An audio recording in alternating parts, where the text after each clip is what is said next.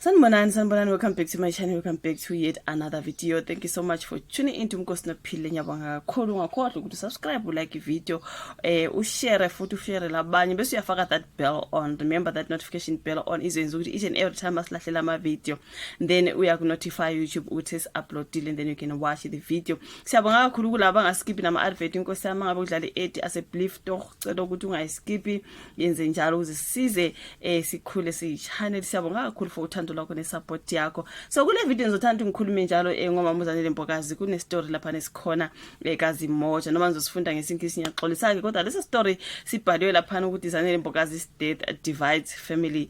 Ngase ngizibuza ukuthi ukufa kwakhe ku divide umndeni kanjani. You guys siyazi vele kodwa ukuthi emidenini mangabe kushona umuntu, especially mangabe kushona umuntu obezimele kahle, something like that. I'm sure ngikhulume kahle manginto bezimele kahle, umuntu obezimele kahle, umuntu obe powerful, something like that. Umndeni usala udabukana phakathi because of whatever they had, whatever bafuna ukushare, bafuna ukwenzani, yonke leyo nto leyo ikasiyazi lokho vele sesigujwayele, whether abantu abapopular labesibabona kumabona ku debate ama celebrities, is either ngabantu nje abangekho nje, just you know, people who are not celebrities, just people nje. Iyayenzeka leyo nto still, you guys, ihlezi nje yenzeka okwama celebrities nje bese kuza ke endlebeni zethu namehlo ethu, because it's gonna be published here bese lezo zinto ke siyazibona futhi siyakhuluma ngazo. So lapha ne story bathi Zanele Mbokazi's death divides family. Ngavele ngasho ngathi usu divided umndeni kanjani, kwenzakalani, what's going on, what khan. So ngase ngiyafunda ke story ngathi kukhulunywa ukuthi kukhona amalungu omndeni lapha asefuna ukuthi babuNkambule ashifte since ke umama uZanele engasekho. Ngase ngikhumbula amanye ama comments ami since mina ube umuntu okhonzeka kuMama uZanele Mbokazi, ama video ngiwenzile ngokugula kwakhe, ukudlula kwakhe emhlabeni and so forth. Bekukhona ama comment lapha meshonile ukuthi khona umuntu obethe oke wathi yena now usengahamba ke njengoba ke esengasekho ke uMama uZanele, something like that. Ngayibona leyo comment ukuthi vele ngokuya kwesikhathi sizoyibona leyo nto vele emndenini izokwenzeka. Kukhona bazothi lo baba lo waseSwatini into ekanjalo, you guys akahambe ke kube eSwatini, angithi uZanele akasekho. Sesilapho ke namhlanje, you guys, sesilapho ke. My thoughts exactly.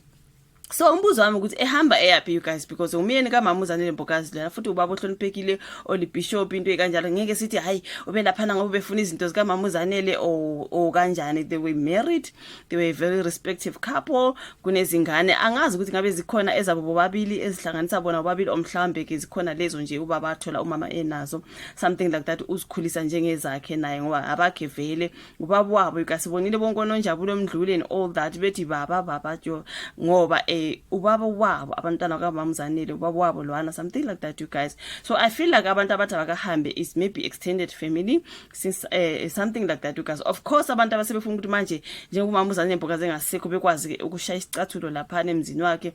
We know ukuthi nabantwana kahle futhi bakhulile labana abantwana. Ngubani ozothi siyakuthatha lokhu okaMama uZanele enganeni ezinkulu kanje, you guys. Nami into zikama wami ufika nje uyilunga lomndeni uthi uya overtake. I won't allow you. So in my honest opinion ngibona ngathi kukhona amalungu omndeni abafuna ukuthi bayitapele lapha ezintweni zikaMama uZanele Mbokazi njengomuntu obezimele. Le ndoda le ivimbile. That's what I see. That's what I see. Why would you come and say he must now go? Umyeni womuntu beshadile bane obvious banemizi, bebengabantu abanemali zabo ukuthi banemizi nje, khona okuningi okubahlanganisayo. Ubaba lapha usekhaya usemzini wakhe, ushonile unkosikazi wakhe, bese uthi wena uyilunga lomndeni extended family uthi akahambeki ayiSwatini. Ahambe eSwatini kanjani ngoba ikhaya lakhe ileli? Like honestly speaking, you guys, they are married, they are just a respective, they were a respective couple, and ubaba usele lapha nje ushonele unkosikazi wakhe, usalila nokumanje. Ngiyacabanga ukuthi he still mourning the passing of his wife. Sekukhona nje lezi stories njena nje drama yonke le ukuthi sengahamba ke eSwatini kuphi, you guys, ngoba ikhaya lakhe lilapha. So I do not know. Zanele Mbokazi Nkambule's husband, Bishop Nkambule, is allegedly sidelined by her family. Sorry guys, I'll think the family allegedly sidelines the widower ubaba Bishop Mpendulo Nkambule. So okay, the source said that Nkambule is trying to continue his late wife's legacy, but some family members are not entirely impressed and want him out. Early this month, Nkambule, the Crown Gospel Awards board member Usembiso Mtshali, creative director Siyanda Mandla, and project manager Unjabulo Shangase held a press conference confirming that the awards will continue even after passing, right? Or at the time he said it is an unfamiliar turf to be here in absence of Mama Zanele, but we are here to celebrate her legacy, to keep her memory alive and celebrate her achievements. But the source told Tuzemocho that the bishop is not getting the support he needs from some of his in-laws. Some family members are questioning why he is still around because Zanele is no more. They even suggested that he go back to his country of birth, Eswatini. It's heartbreaking that people will say these things like this when he has built a life there. He wants to keep his wife's legacy alive. According to the source, although some family members want Nkambule out, he is still the head of the house and his stepchildren respect him.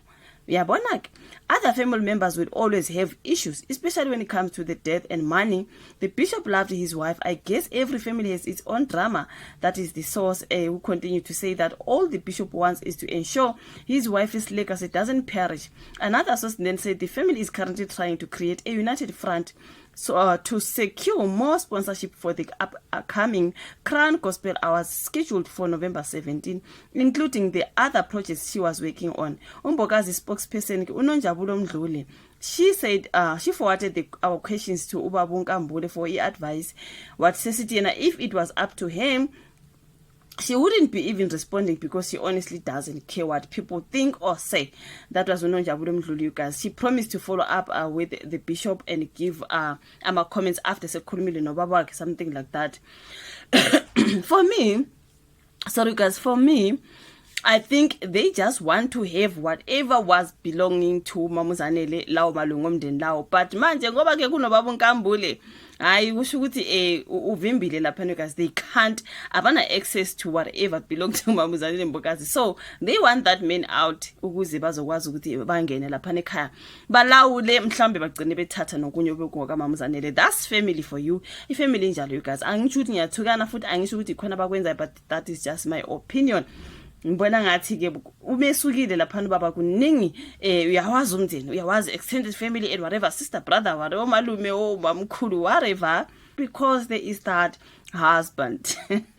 Because there is a husband, you guys. And manje bafuna ukusebenzisa lento yokuthi ngoba ngwaseSwatini akahamba kabele kube eSwatini kuphi ngoba ikhala kumuzi wakhe loyo, you guys. Umuzi wakhe noMamuzanele Mbokazi, and I think he is not going to be going anywhere. It's the high time they accept ukuthi ngumyeni kaMamuzanele Mbokazi nakayinjawo uhleli lapha uhleli lapha ingane zakhe ziyamthanda ziyamrespect abashilo lapha na ku story ukuthi bayamhlonipha abantwana, and uNonjabulo uze washo wathi she honestly doesn't care what people say or think, which I love it for the family. I love it for ubaba nabantwana bakhe, you guys. I know they are not his biological children, but vele ubakhulise ofico Mamuzanele Mbokazi enabo kwaba ingane zakhe namhlanje sasengezakhe noma engasekho. So I feel like ezumndeni khona bafuna ukuthi bafinyelele kukho lapha guys, but kukhona lo baba ovimbile manje they wanna use the fact that ahambe ngoba uZanele kasekho ayephi ngeke bafethi yazi umndeni wona. But anyway, you guys, it is all alleged. It is here on this particular story.